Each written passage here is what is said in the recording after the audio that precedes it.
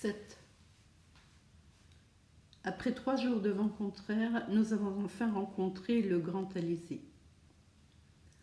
Lorsque, le matin du 4e jour, je montai sur le pont, après une bonne nuit, abstraction faite de mon genou dont je continuais à souffrir, je vis le fantôme filer à grande allure, toute voile dehors, sauf les phoques, sous une brise fraîche qui soufflait en poupe. C'était merveilleux.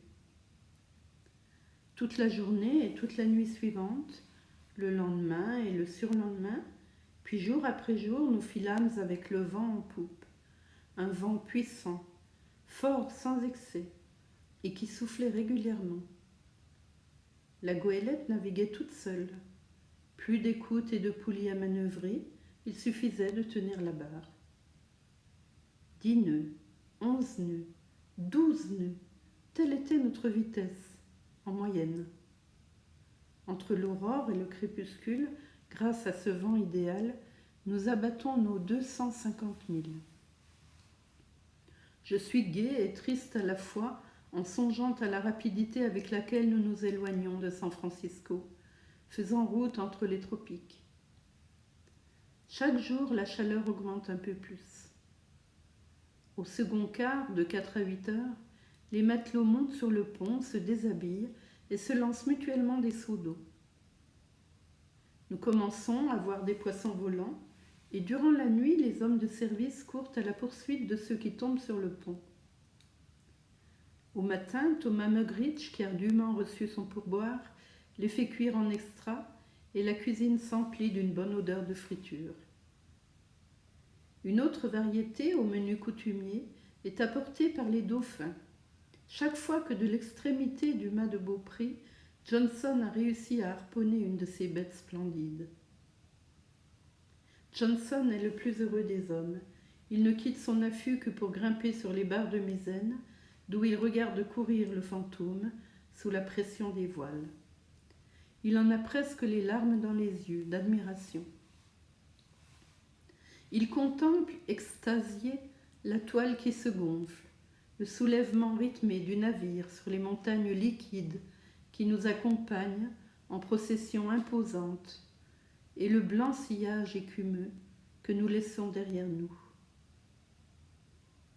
En dépit de mon travail qui m'éreinte et ne me laisse que peu de loisirs, je vole de rares instants à la surveillance du coq afin de savourer la gloire infinie de ce qui m'environne et dont je ne soupçonnais même pas l'existence. Au-dessus de moi, le ciel est d'un bleu admirable. Et tout aussi bleu est la mer, qui sous l'étrave qui la déchire est pareille à un satin azuré, resplendissant. Tout autour de nous, l'horizon est légèrement pâle. Quelques nuages floconneux, immobiles et toujours semblables à eux-mêmes, sont comme un enchâssement argenté dans ce ciel de turquoise. Je me souviens d'une nuit où, au lieu de m'endormir dans ma couchette, je m'étais allongée sur l'avant pour regarder au-dessous de moi le spectral tourbillon d'écume que rejetaient de droite et de gauche l'étrave du fantôme. Le bruit de l'eau était pareil au gazouillis d'un ruisselet sur des pierres moussues, au fond d'un vallon vert, et la douce et monotone chanson m'emportait loin, bien loin de moi-même. Je n'étais plus Mousse, ni Van Weyden, qui avait passé 35 ans de sa vie à rêver parmi les livres, mais un personnage quasiment irréel, quand j'entendis derrière moi une voix qui parlait. C'était sans erreur possible celle de Lou Larsen, pleine, forte et large, mais dont le timbre était singulièrement adouci.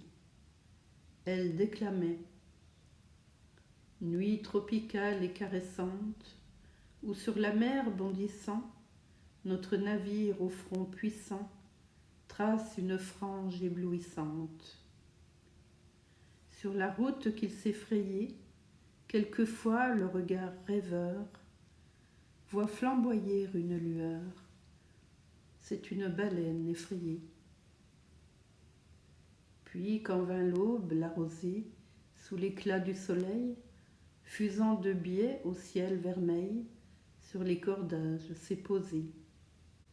Et sur l'immense piste verte, à pleine voile en long remous, nous cinglons toujours devant nous, sur la piste immense et déserte. Eh bien, qu'en dites-vous me demanda Lou Larsen, après un instant de silence qui suivit la chute de la dernière strophe. Je le regardai, il ne semblait pas que ce fût le même homme. Son visage rayonnait, comme la mer, d'une douce lumière, et ses yeux brillaient au reflet des étoiles. Je m'étonne de trouver en vous un tel enthousiasme, répondis-je. C'est tout ce que je peux dire. Pourquoi ? Pour moi, c'est ça la vie. Je ripostai en faisant la moue. La vie, selon vous, est sans valeur. Il éclata de rire et, pour la première fois, je le vis s'abandonner à une franche gaieté. Décidément, vous n'y comprenez rien, s'écria-t-il. Non, la vie en elle-même n'est rien. C'est l'imagination de l'homme qui lui donne tout son mérite. Et c'est pourquoi, en ce moment, elle est extraordinaire pour moi. Oui, devant cette belle nuit, une étrange exaltation m'envahit. Il me semble que l'univers est à moi, que je vois clair dans la vérité et dans la justice, dans le bien et le mal, et je pourrais presque croire en Dieu. Mais son visage s'assombrit, alors que sa voix se faisait plus rauque. La cause de cette exaltation est purement matérielle. La tiédeur de l'atmosphère, un estomac bien garni et une bonne digestion, voilà ce qui met en effervescence le ferment vital que je suis et fait pétiller mon sang comme du champagne. Et demain, eh bien demain, comme l'ivrogne qui a cuvé son vin, je paierai en retombant à plat dans la réalité cet instant d'ivresse. Puis le jour où je mourrai, ce sera sur mer, très vraisemblablement. Je m'en irai au fond de l'eau, pourrir et servir de pâture aux bouches qui me guettent. Ma vie et mes muscles redeviendront existence et force dans la nageoire, dans l'écaille et dans les boyaux des poissons. Le champagne, en ce qui me concerne, aura cessé de pétiller pour devenir une boisson insipide. Et Lou Larsen me quitta, aussi soudainement qu'il était venu. Je le vis quelques instants après, qui arpentait le pont avec la souplesse d'un tigre. Le fantôme continuait à labourer sa route, et le gazouillis de l'eau que fendait son étrave se fit plus grave. Ce bruit régulier me berçait comme un ronronnement, et j'en oubliais peu à peu la vision de Lou Larsen, s'exaltant aux plus hautes sphères de l'idéal. Alors une autre voix s'éleva sur le navire, une voix de ténor qui ne manquait pas d'harmonie. C'était celle d'un matelot qui chantait le chant des alizés. Je suis le vent loyal et sûr, le vent tenace, dont les matelots suivent la trace dans l'azur. Je souffle le jour et la nuit, sous la lune pâle qui luit, sous le soleil et sous l'étoile, je tends la toile.